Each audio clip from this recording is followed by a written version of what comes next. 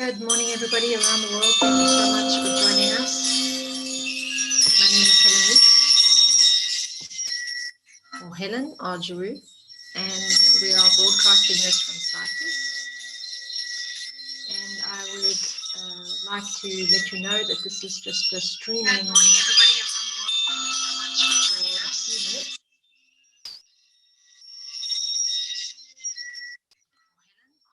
And we are going to be moving gently into today's program as we start off with a few introductions by some of our thought leaders from around the world. We're going to be doing something quite interesting today in that we actually listen to some live interviews by some of our thought leaders, get to learn a little bit about them and their beauty, their brilliance, their breakthroughs, and how they arrived into this wonderful position of becoming great thought leaders for the future of women's health. The topic today is women's health and the mothers of the future. Many of you might know a little bit about Women of Truth, some may not. And for those who don't, we are a simple movement generated 5 years ago in Cyprus, started off with a conference, but now has grown into a global female leadership platform, a sharing, a network, and a community of women who are both exemplary leaders already in their field, and also women who are learning to become greater impact makers, influencers, and women who also would really like to contribute and support their communities in a more meaningful way. So we have these two streams of audience groups, and we welcome anybody who would like to participate, collaborate, or generate new and interesting pathways with us. So we are an open community, always interested to meet more and meaningful souls around us. So today we are joined by 14 global female leaders. Each one has a niche area that is specializing in an aspect of women's health that we all consider to be quite important, because one of the main messages of this virtual conference and the masterclasses that will be following on with this one-day event today is that we want to put out the message that health is an integrative idea, that it's not something that happens only in a doctor's office. It's not something that happens when you drink pills. It's not something that happens when you do surgery. Health is an entire spectrum of lifestyle choices. And that includes then the psychology, the emotional, spiritual, physical, and mental health of a human being. And so today you're going to hear my guests talking about different aspects of a woman. And we're going to be starting off with a deep dive, really, because we want to tackle some serious issues. This is why we call ourselves Women of Truth. We are looking at the taboos. We have enough strength and fierceness in our guests and in our community to really handle some tough subjects. So we also dabble in taboos, stigmas, things that we don't normally address, things that really need a deeper conversation. And so we have the expertise in our community to do that. And today we're actually going to start off with the subject of addiction, which is arising during COVID. And prior to that, there were some very serious statistics already in abuse, generally drug abuse, but also alcohol abuse. In normal kind of parameters that we know abuse to have. But of course, during COVID and lockdown, there's been some dramatic hikes in these numbers. And of course, there's an increasing amount now in use by women. And we need to tackle that subject because, of course, it has great impact into the rest of society. Of course, when women become mothers and they are users, drug addicts, then there's great implications to that. So we have our first expert, Viola Edwards. She'll be presenting on that subject, and I'll introduce you a little more into her accolades and her credibility in a while. After that, we're going to be listening to a really important topic again from Dr. Eileen Pedersen, which is again a presentation looking more at the mother herself and this incredible journey that she makes to actually develop herself as a giver of life, and then the impact that that can have on her child. Dr. Eileen is also chiropractor, so I'll be sharing some of her credentials as well with you in due course. After that, we've got Phoenix Nageek, and she is a really special addition to this ceremony because she is, I love that I called it a ceremony. She is a womb whisperer, someone who actually invites us to think more deeply into the power of the womb and the creative process that a woman carries as something very mystical, very magical, very meaningful, and very important to connect consciously with. And Phoenix Nageek will be sharing with us, a little bit about why she chose this particular area of focus and also why it's so important, and how we can be more aware of this real creative power inside of us. We move on from Phoenix Nageek to Sarah Yaga. She's a holistic health, yoga, and menstrual cycle wellness professional. And she's going to be talking to us a little bit more now in detail about the menstrual cycle in the specific term. And I'll be interviewing her to really find out why that's so important to her. And of course, you'll learn more about her location and different aspects of her career development through that interview that I'll be doing with her. And then we come to Clarissa Christensen, who's actually going to talk to us about menopause. This is one of the most important phases of life that all women will proceed into. And of course, we know a little bit about it when we're younger as women, but hearing some of the information that Clarissa is going to share with us about it is actually very important for all young women to be aware of, because there are many things that we can do preventatively to have a better time of life in menopause. And we also have to, I think, create some new respect for aging, because we live in a society where aging is looked down upon, or it's at least distorted in many ways.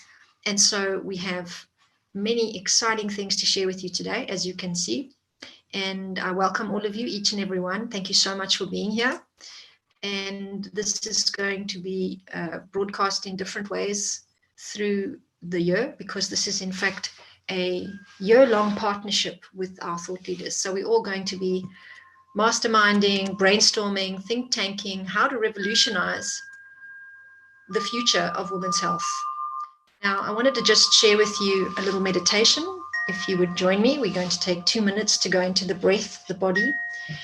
And we're also just going to become very conscious of what I think is the ceremonial reason for gathering in a way like today, is more so to be able to call in a future that we all wish to create, that we all wish to see.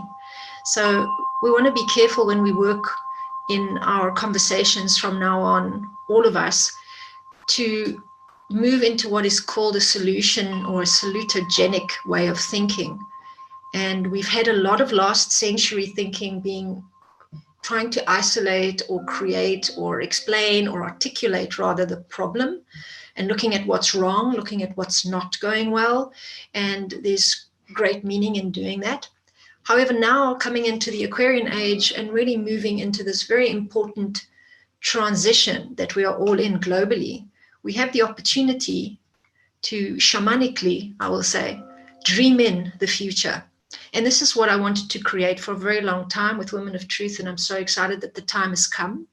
And it is with great respect to all my speakers and all those who help distribute this leadership to the world, that we do this together in a conscious way, because all of these women are very spiritually aware, they're very conscious leaders, and they work very hard to align what they do with what they think and what they feel. And this is really perfect alignment. So as we work today, listening to all the problems in the world, the challenges that we're facing, the real situation that's out there, let's use our meditation now for 2 minutes to really begin to dream in, to see, to vision, and to intend with a strong clarity the way we would like to feel at the end of 2021 about our health individually, how we would like those around us to be in terms of how they take responsibility for their health and how that would make us feel, and how we also wish, and if you believe in the idea of prayer, if you would like to make prayer for the world around us, for those around us as well, How can we dream in the best possible circumstances for us all to be integrating this knowledge that we learned today for the betterment of ourselves and others and the planet itself, the health of our planet as well. So I invite you all to just take a moment to sit back in your chair and become a little bit aware of whatever it took you to get to this point today, to arrive on the call, to get onto this webinar. Maybe you're a speaker and you've been here already waiting. Maybe you've been hearing the bells behind me here.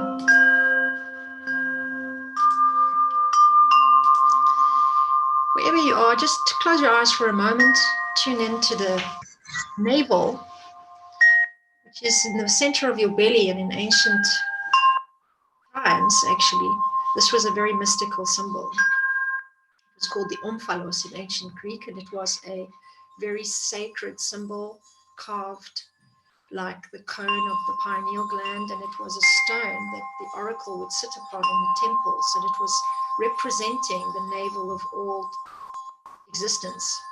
And I know some biologists talk about the navel as the first cell generation area for the fetus. So we even have this beautiful little accolade or idiom that sometimes they say when children ask what is the navel, the mothers might reply, that's where the angel plucked you from the cosmos and made you.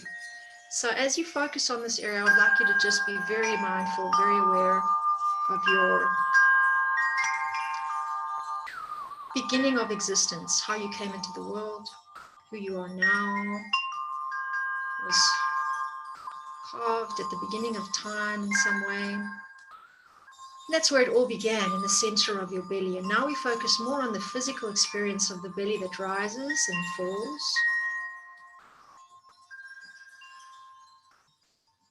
And now I'd like you to just take one deep breath in, very consciously. And as you exhale, bring your awareness up into your brain, into the middle of your brain. Just feel that for a moment. Perhaps you can make an acknowledgement, thanking yourself for making the time to be with me here today, for the opportunity to share your wisdom and knowledge if you're a speaker and a thought leader, and how that would impact the world around us. And as you do this now, I'd like you to just imagine the greatest outcome for you for today. What would your intention be for this wonderful transmission of knowledge that's coming to you, that's going out of you into this live broadcast globally? Whoever sees this video again will be tuning in to all of these beautiful vibrations as we share today together. This important message that we are integrative beings, we are whole and complete in some divine way within already. And we just have to remember how to take care of that and how to align with that. And all this knowledge, wisdom, and expertise helps us to do that. And we also at times can trust that we can put this into practice, we can apply it at the right time, in the right way.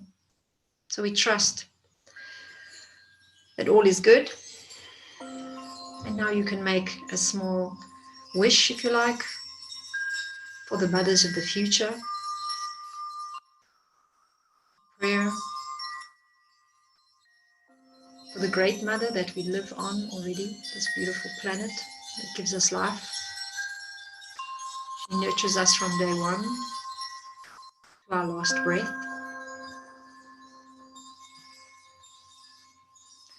And we send our love and our support to everyone out there who might be not well at the moment. And we offer our strength and our devotion to all.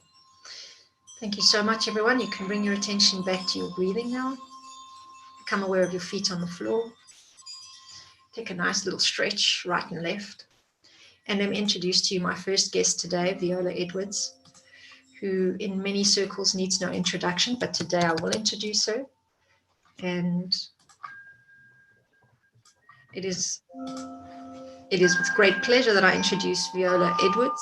She's our first speaker today on the subject of addiction and the future of women's health.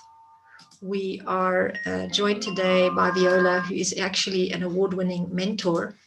She is also a breath worker and a pioneer in that space, having brought breath work to many, many people and mentored many people to actually learn to facilitate breathwork processes and journeys.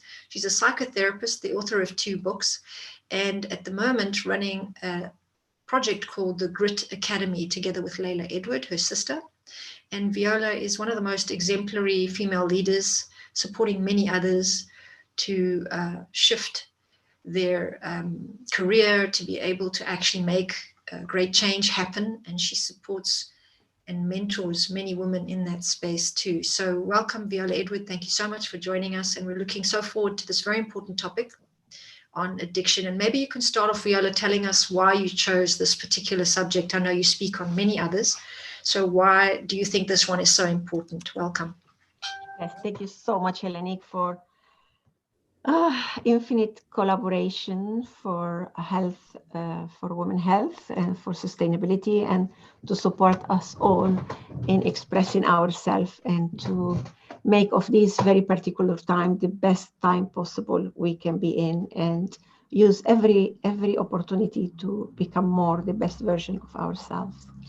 Well, I chose this subject because I ran into difficulties because this subject, and because I know how when women has to deal with challenges, how they beat themselves up before being able to face in how can I say, in its totality what they are dealing with.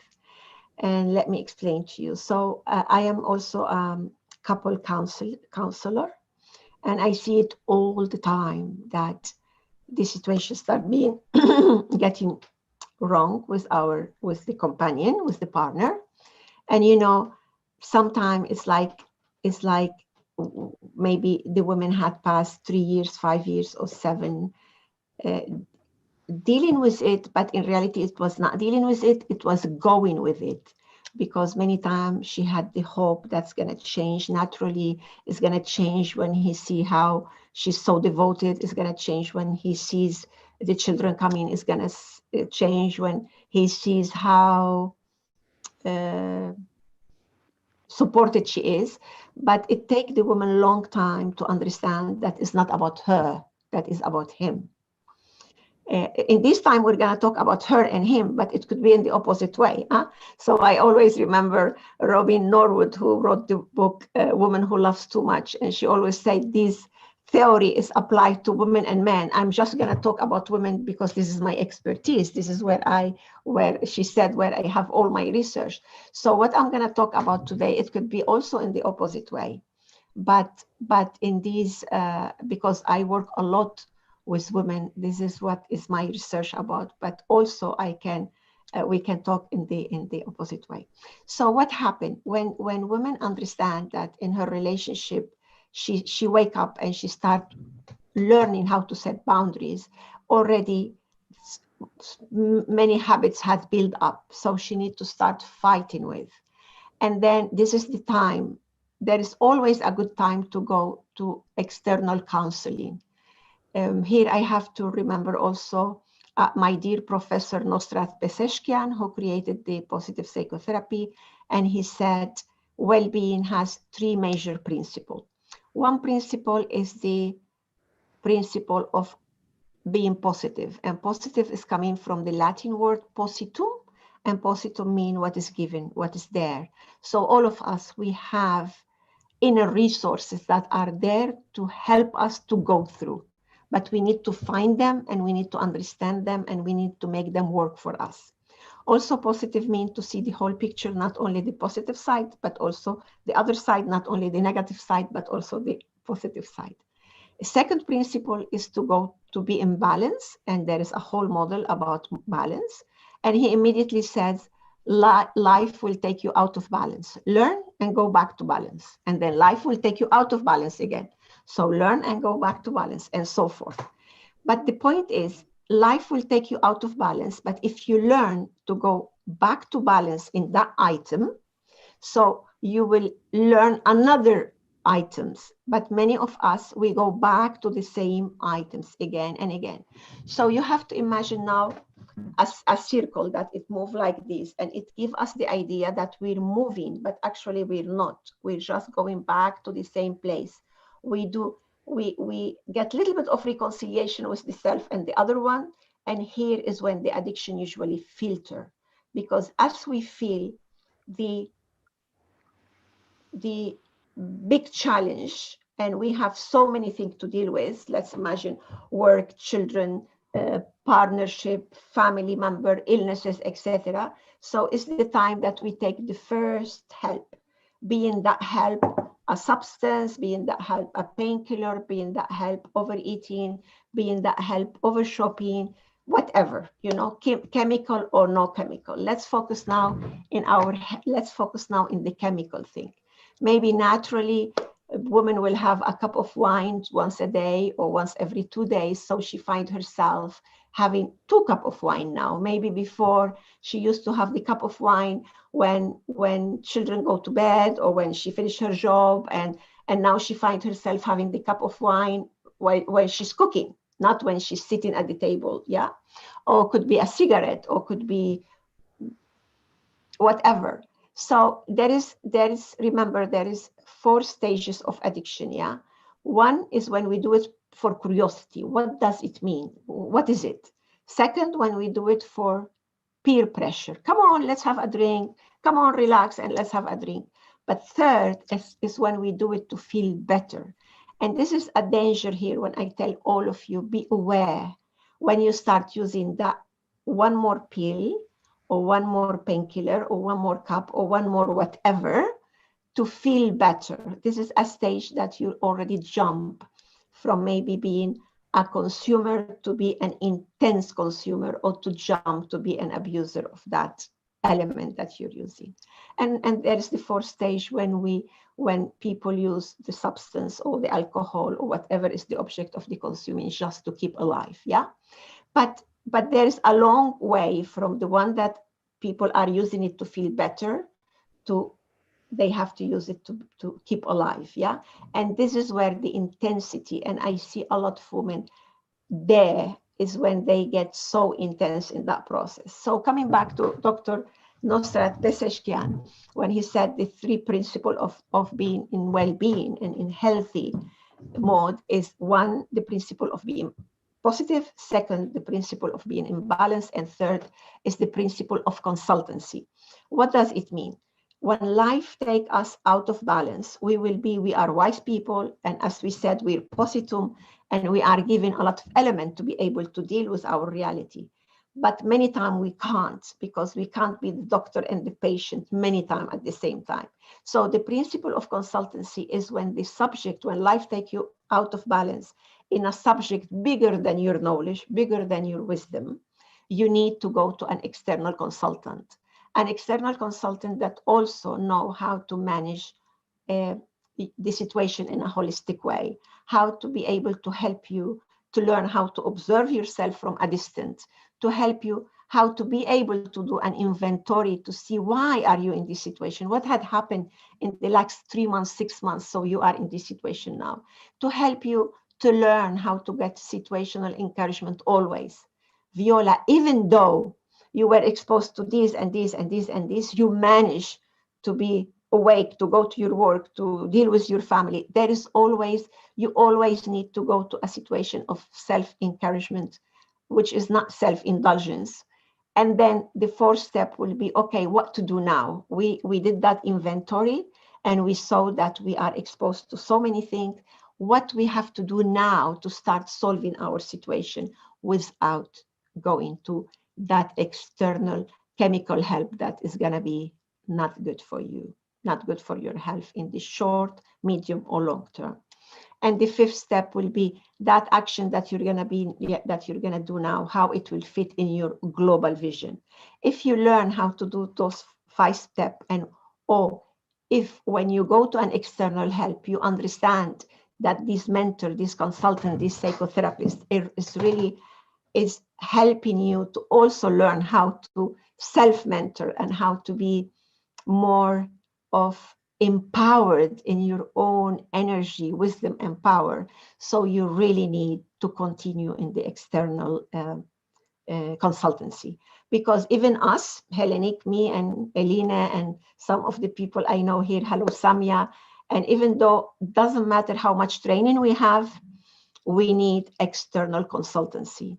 Because look, when you go to a psychotherapist or a therapeutical mentorship or whatever you decide to go to, that person will have like a magnifier to look at you with such a Hellenic is smiling, because this is what we do with each other, because we do peer mentoring together. Same thing with Elena. So so that person is with that magnifier and is looking at you in so many different ways to help you to catch, to help you to be more conscious. That magnifier, I cannot use it in myself. For that, I will need an external support when I'm going into my own issues. So coming back to our subject today, is that when we are challenged, when life takes us out of balance because of our relationship with business partner, because of a challenge with the kids, a challenge with the work, whatever, many times we cannot do the facing that challenge at the same time, psychotherapy in ourselves. So it's the third principle of Dr. Nosrat Peseshian, who said the principle of consultancy, go to consultancy, meaning psychotherapy, psychology, psychiatry, depend of the cases, and mentorship. And if you do that on time, maybe you will minimize the exposure to addiction that many people jump to in a situation of challenge. So imagine now that many people are what we call, what you can call normal consumer of, let's talk about alcoholism, yeah? And that is that they drink when they are out, New Year Eve, or in some parties, or some wedding. When these people are expressed to a situation of stress, maybe that they will jump to another level of consumption.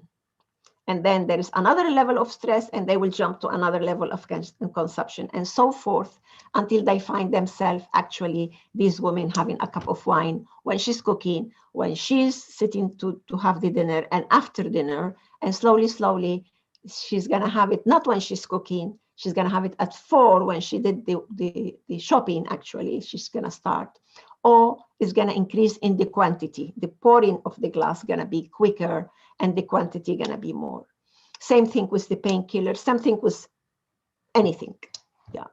So you need a support group. You need to scream as soon as possible to ask for support when you see yourself that you are consuming earlier and more, because then you can catch yourself on time. Because see what happened?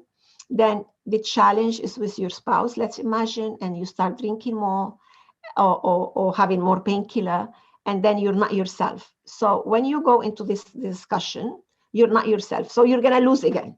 So as you lose again, you're going to go to more consumption, and then you're going to lose again. And even if later you decided to separate, or whatever decision you're going to have, you already lost yourself.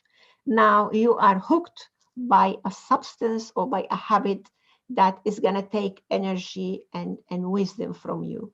And this is how, that's without mentioning, later on our friend gonna talk about menopause. And imagine when we have those habits, and then we enter into menopause, as I did in an early age. And in my case, I did in a just in marrying for first time, moving country, and all those things that all of you change. And if you will be hooked by an addiction, then that addiction there is going to increase, because many people cannot sleep, many people, their body change, many people. So there is different addiction that we get according to which age and what is the challenge. And that, if you leave it by yourself, Dr. Mike Hammer used to say, please don't leave your pain by yourself, because there's so many studies that when you are subject to a trauma, subject to a sudden pain, and you leave it with yourself, you don't share it, in the next 6 months or a year, there is a demonstration in the body of that pain. And there is a lot of studies, especially in women who that happened to them. So for that, I'm so happy, and I wanted today to be with you because these subject that Hellenic is approaching with this event is extremely important. I have one of my professor in recovery from addiction, Christoph, and Christoph said, with all my respect to men and women, but when a man go into addiction, the woman will take care of the home. When a woman go into addiction, the principal pillar of that home gonna be broken. So we really, really, women, take care of yourself and let us take care of you if you see that you're jumping into another level of addiction. And shout, ask for help, and we are here to support you through different programs, depend of which stage you are. And if me, Hellenic, and all the people who are here, we cannot help you, we have infinite possibilities with our teachers and supervisors that we can ask support for you. Just don't be alone and ask for help. And I'm here now if there is any time to answer some of your questions. Thank you. Thank you so much, Viola. I wanted to just narrow in, if you can remember, give us statistically what's happened during COVID when it comes to addiction and women. Can you give us an idea? Yeah. Well, it has jumped to a different level in one way, but in another way, as the addiction level have jumped so much in men, so in some countries, it seems that didn't increase because women had to hold the situation at home, and she's the main carer of elderly people, of her children. But that doesn't mean that the fact that she's not drinking, she's not suffering all the abstinence syndrome of the abstinence syndrome, and she's not eating her nail or her elbow or doing many other, like we see many other things that's happening with women, like tics and self-harm. Yeah, because she's quite aware that she doesn't have help now, she cannot drink, but still not going to recovery and going to support, so she create another thing to be able to numb herself or to damage herself. So as you know, violence had increased a lot in this time.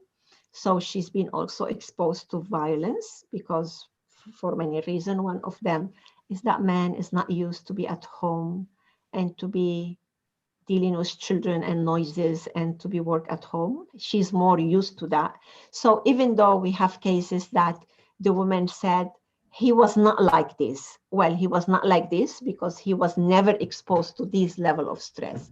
And he's not asking for help. So she now needs to ask for her help and for his help. Yeah. So many times, even during the session, we can hear the shouting and because it's too much stress. He is not used to that. And he's not being able to ask for help. So it has increased to some levels, especially self-harm. So we really, really need to team here and to give support to women around the world in their exposure to more addiction and self-harm. Right. And we know, I think we see it a lot in the movies. I've noticed on Netflix, it's a very normalized phenomenon, more than it was 10 years ago. Women drinking in scenes, women are weed, smoking weed. Yeah. So we've got also this really great word called self-medicating. And I think if anyone's watching or you know anyone that you can see might be going through a lot of struggle, but they are drinking maybe when they actually need to look at what's going on, you can definitely reach out to anyone here on the panel and we can really start looking at ways to help you. And of course, Viola is very specialized in addiction. So if it is an addiction related issue, by all means, you can reach out to her. I wanted to thank you, Viola, so much and to let everybody know that you will be teaching a masterclass. I showed it to everybody a little while ago. I'll show it to you once more. This is actually going to be on the 15th of February and it's a Monday night. We'll have these every Monday at 7 p.m. Central Eastern Time. It lasts about an hour and 15 minutes. It's a deep dive session with one of our experts. And the first Monday of every month is actually a panel of women discussing what all the experts are teaching. But every second, third, and fourth week, you have a masterclass by one of our guests. And this one is really on health and recovery from addiction. So if you have had an addiction, and or you know someone who has one now, or you yourself have one now, this is a very good place to go, because it will really help you look at whether you've cleaned up the addiction or how it might be impacting your life now when we're under so much stress during the pandemic and what's happening in 2021. But you know now from Viola and this great presentation today that there is this consultancy that needs to run its course, and maybe you need a little upgrade or a little reminder or a little review right now. So don't feel bad about that or ashamed. It's totally natural and normal that we might go back to old habits. Most Yes, important. Hellenic, let me tell you something. I'm very proud of myself that I don't drink, yeah, since 1991. I don't smoke since late 80. I'm vegan. And I want to say that with all my humbleness here, that you can think, oh, I don't drink. But you know what? I've been going to Elina's when the border were open, and finally I find somebody in my side of the island because the stress had set in my lower back. So what I want to tell you is what is your addictive behavior? It's the consumption, but people like me who are very aware, yeah, very, no, I don't drink, I'm vegan, I don't, yeah. But what is it that I do with the stress? What is it? And how, anyway, me too, I have to ask, I have to shout for help, because, okay, it's great that I managed to get out of those addiction, but still I remain of the way how when I don't manage that my body hold it and my body scream. And if I make myself deal with it with myself without knowing what I do, so I'm going to create another illness, even though I don't drink and I don't smoke. So we are in a way all exposed, but just if you're drinking and smoking and having more exposure to those chemicals, you are like me with much